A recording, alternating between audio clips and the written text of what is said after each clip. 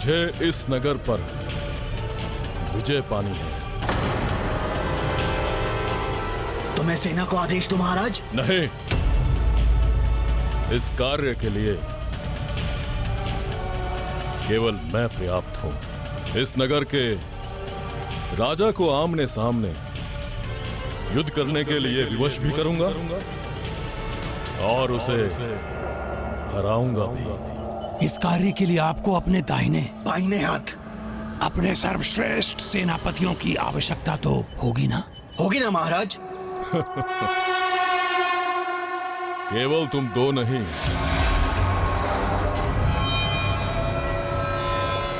मेरे पास हजारों हाथ हैं।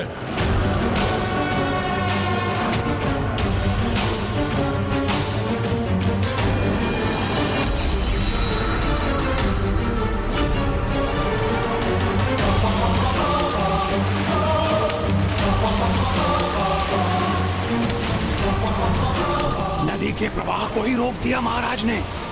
कितना बड़ा आकार कर लिया उन्होंने। कौन है जिसने ब्रह्मपुत्र नदी के बहाव को रोक दिया? ऐसा क्यों किया इसने? ऐसे तो नगर के नदी संकट खड़ा हो जाएगा।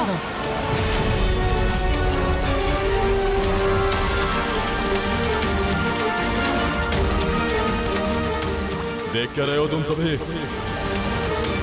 जाओ अपने राजा से कहो हमारा ये नगर अति शीघ्र ब्रह्मपुत्र के जल में विलीन होने वाला है।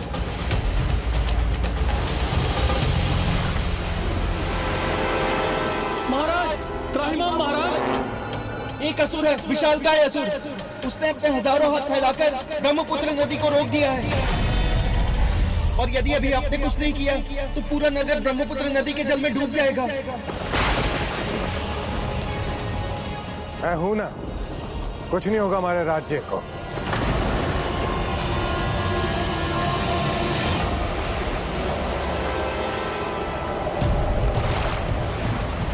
कौन हो तुम? हमसे तुम्हारी क्या शत्रुता है जो मेरे नगर को हानि पहुंचाने का प्रयास कर रहे हो? शत्रुता नगर से नहीं, नगर के राजा से है। ये नगर मुझे चाहिए। जाओ अपने राजा से कहो मैं अब उससे ही बात करूंगा। मैं हूं यहाँ का राजा। पर अधिक समय तक रहोगे नहीं, क्योंकि ये राज्य अब मेरा होगा। तुम्हें विश्वास है ये नगर तुम्हारा होगा? तो इसे जल में क्यों डुबो रहे हो? जो मेरा ना हो उसे मैं किसी और का कैसे होने दे सकता हूं? इतना भी नहीं समझते? तब तो तुम्हें यहाँ के राजा अर्थात मुझसे युद्ध करना चाहिए। यदि तुम विजयी हुए तो इस नगर पे तुम्हारा अधिकार होगा। आश्चर्य है कैसे तुम एक समृद्ध राज्य के राजा हो। क्या तुम्हें मेरा बल और हजार हाथ नहीं दिख रहे जो मुझसे युद्ध करने का साहस दिखा रहे हो? तुम्हारी भलाई इसी में है। समर्पण कर यहां से सुरक्षित चले जाओ। युद्ध करने की मूर्खता मत करो। मूर्खता नहीं, युद्ध तो वीरों का श्रृंगार है। रही बात तुम्हारे हजार हाथों की, तो उनके रहते हुए भी मैं तुम्हें मल्ल युद्ध की चुनौती देता हूं।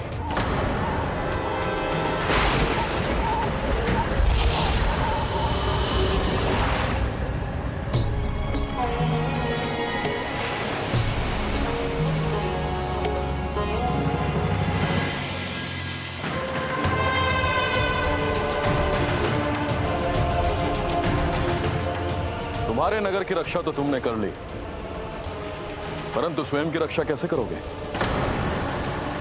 मैं तुम्हें एक ही पल में कुचल सकता हूं। अच्छा, तो प्रयास करके देख लो।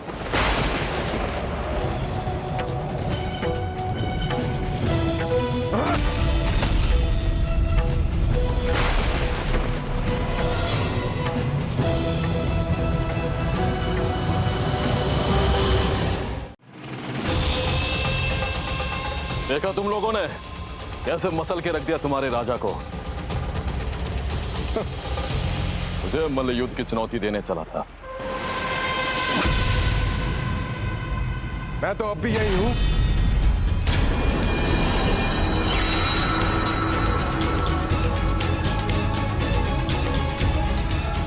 साहस है तो स्वीकार करो मेरी चुनौती। ये कैसे संभव है? कैसा कवच है ये जिसने इसे मुझसे सुरक्षित कर दिया? जिसके सर पे आशीर्वाद की दिव्य छाया हो उसे कौन पराजित कर सकता है?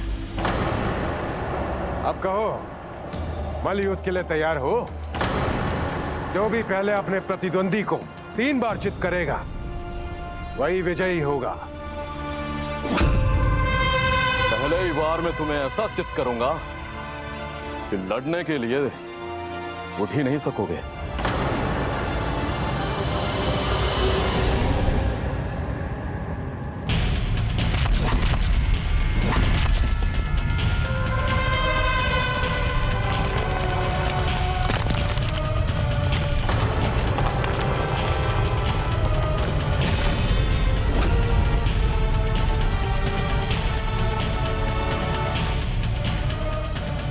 मुझे भयभीत करने का प्रयत्न कर रहे हो?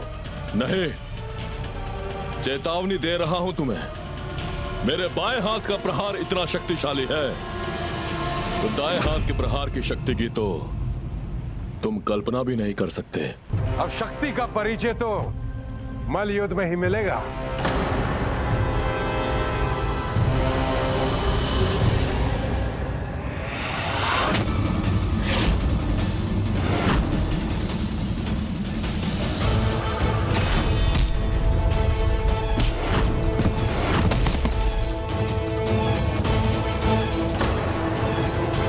कुछ तो अवश्य है तुम में।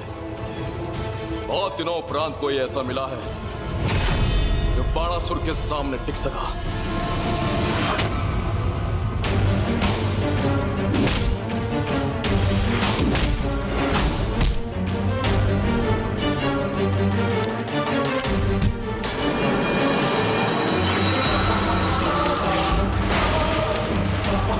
इसकी बाह पर ये चिन्ह,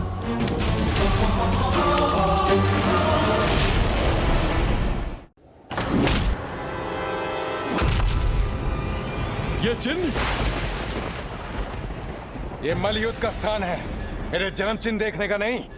यदि ये जन्म चिन्ह है तो हम शत्रु नहीं, फिर युद्ध की कोई आवश्यकता ही नहीं। ये क्या कह रहे हो? मैं कुछ समझा नहीं। तुमने मुझे नहीं पहचाना मित्र, किंतु मैं तुम्हें पहचान गया हूं। मित्र? मैं बाणासुर, वही बाणासुर जिसे बचपन में तुमने माली से बचाया था।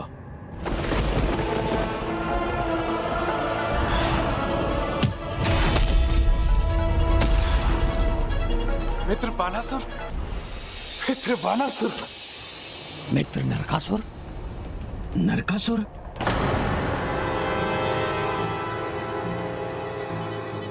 तुम्हें देखकर बड़ी प्रसन्नता हो रही है मित्र। मेरा मित्र अब दुर्बल, डरपोक, सरल नरकासुर नहीं रहा। महाराज हो तुम, वीर और शक्तिशाली योद्धा हो। मुझे गर्व है अपने मित्र पर। मेरी शक्ति का स्रोत माता कामाख्या की कृपा है मित्र।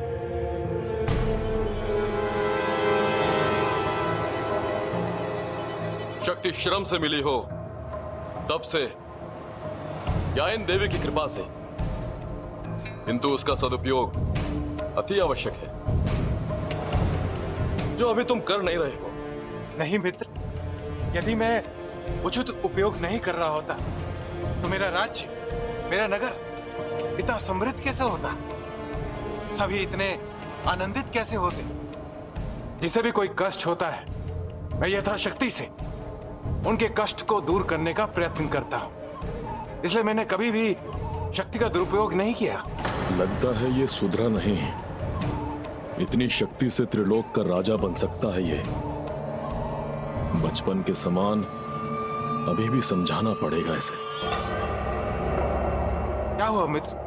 किस सोच में पड़ गए? अब तुम्हारे नगर को देख रहा था जिसका निर्माण तुमने अपनी शक्ति से किया। तुमने हमारा नगर तो देख लिया, परंतु तुम्हारा नगर वो कहाँ है? मेरा नगर है शोणितपुर। शोणितपुर? मेरा निमंत्रण स्वीकार करो मित्र, और चलो मेरा नगर देखने मेरे साथ।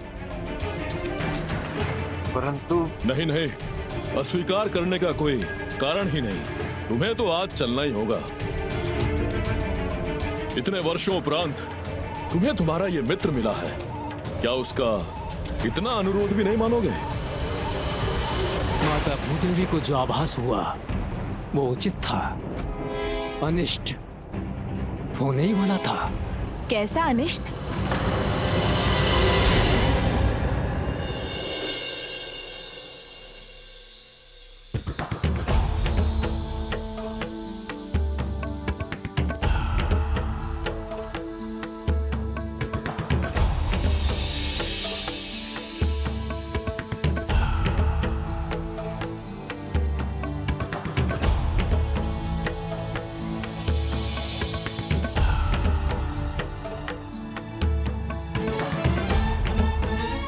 ये लीजिए नरकासुर, मदिरा पान कीजिए। नहीं नहीं, मैं मदिरा का सेवन नहीं करता। ले लो मित्र, ये शोणितपुर है। यहाँ संसार का कोई आनंद वर्जित नहीं। भूल जाओ सभी रोक टोक और जीवन का आनंद उठाओ। असुर यदि सुरा और सुंदरी से अलग रहेंगे तो उनका तो सुर ही बिगड़ जाएगा। इस मादक रस में ही सुख है मित्र। एक बार चखकर तो देख लो, तुम्हें अपने मित्र पर गर्व होगा। मित्र के सत्कार का अधिकार तो मत छीनो मुझसे।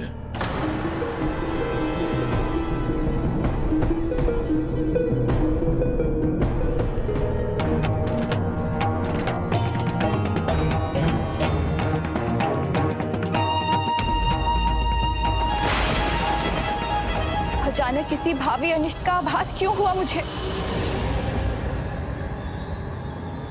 और लाओ।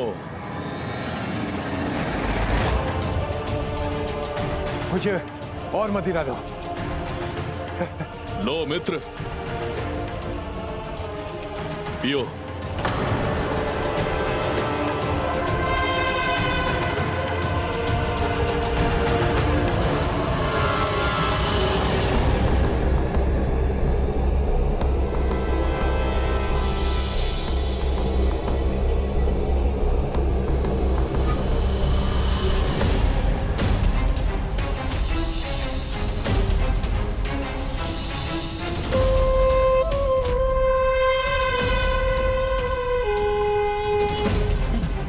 इसके भीतर के असुर को बस जगाना ही तो था मुझे। अब मेरा कार्य हो गया।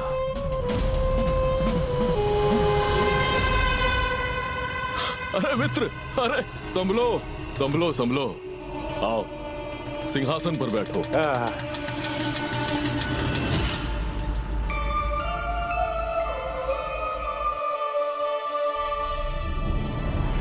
अब कहो मित्र, आनंद आया ना? हाँ मित्र, आनंद ही आनंद मिला मुझे। तुमने क्या सत्कार किया, जैसे मेरी तो आंखें ही खुल गई। केवल सत्कार नहीं था, आंखें तो तुम्हारी तब खुलेंगी मित्र जब तुम ये जानोगे कि ये मेरा नित्य का जीवन है। वाह, अद्भुत है तुम्हारा जीवन। तो क्या राजा होकर भी तुम इन सब आनंद से दूर हो क्या? हाँ मित्र, माता की पूजा से ही मेरे दिन का आरंभ भी होता है और अंत भी। बीच के समय में राजपाट के कार्य में व्यस्त रहते हैं, किसी और कार्य के लिए समय ही कहाँ है। तो फिर तो बड़ा ही नीरस जीवन है तुम्हारा। किंतु क्यों? नहीं नहीं, नीरस नहीं है। मेरे जीवन में बहुत सुख है। सुख? कैसा सुख? सुबह पूजा, संध्या पूजा, रात्रि में निद्रा और दिन भर श्रम, ये तो बंदियों का जीवन है मित्र, हम राजाओं का नहीं। सुबह पूजा, संध्या पूजा, रात्रि में निद्रा और दिन भर श्रम, ये तो बंदियों का जीवन है मित्र, हम राजाओं का नहीं। हाँ, वो तो है, किंतु मैं कर भी क्या सकता हूं? यही सीखा है। तुम ही बताओ, मैं क्या कर सकता हूं? मेरे समान जीवन जियो, और क्या। किंतु वेद और संत तो यही कहते हैं कि हमें सात्विक जीवन जीना चाहिए। मेरी माता ने भी यही शिक्षा दी है, और प्रभु श्री हरिनारायण के अनुसार हमें वेद प्रचार और धर्म कर्मों में ही अपना जीवन बिताना चाहिए। यही अच्छा है। जिन्हें जीवन का सत्य नहीं पता या जिनके पास साधन नहीं है, ये सब उनके लिए अच्छा है, हमारे लिए नहीं। किंतु मैं तो अपने जीवन में खुश हूं। मित्र, तब खुशी किसे कहते हैं तुम्हें पता ही नहीं। सत्य का ज्ञान नहीं है तुम्हें। सत्य? कैसे सत्य? यही कि तुम्हें ये सब समझाकर तुम्हारा लाभ उठाया जा रहा है। जानते भी हो किस पे आरोप लगा रहे हो? मेरी मां, माता कामाख्या, प्रभु श्री नारायण, ये भला मेरा लाभ क्यों उठाएंगे?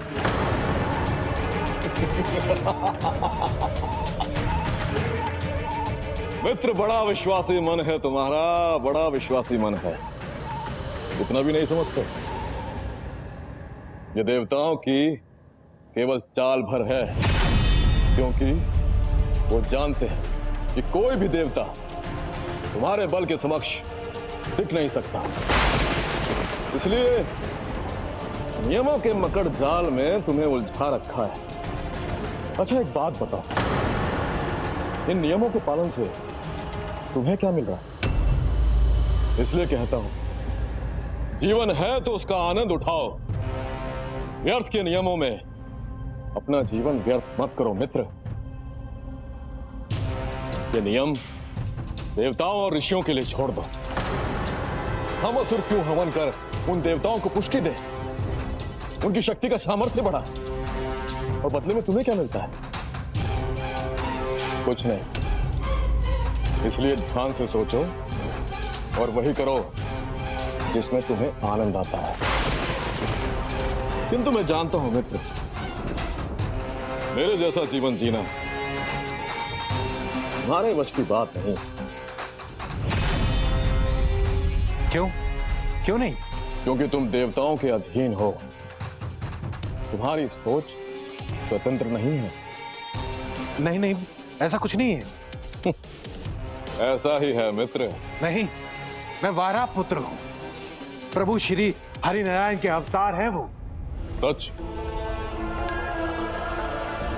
या इस विचार को तुम्हारे मन में डाला गया? अच्छा बताओ, कभी श्री नारायण ने तुम्हारा लालन पालन किया, कुछ समय बिताया, तुम्हारे साथ कभी भी खड़े रहे? नहीं ना? तो फिर तुम्हारे पिता कैसे हुए? मित्र, बहुत बड़े छली हैं तुम्हारे नारायण, सदा से यही करते आए हैं। मेरे पूर्वज महासुर महाबली, वो भी तो नारायण के छल से पराजित हुए थे।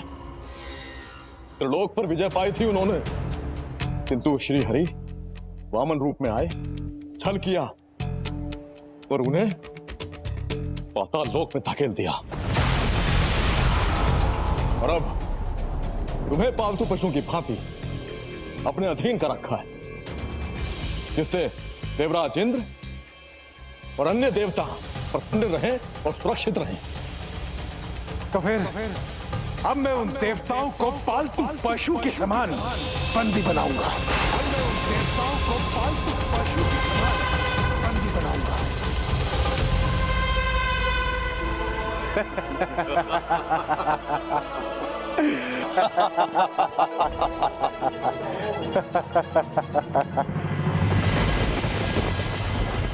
आशीर्वाद दीजिए माता, देवताओं को अपने अधीन बना सके आपका ये भक्त नरकासुर।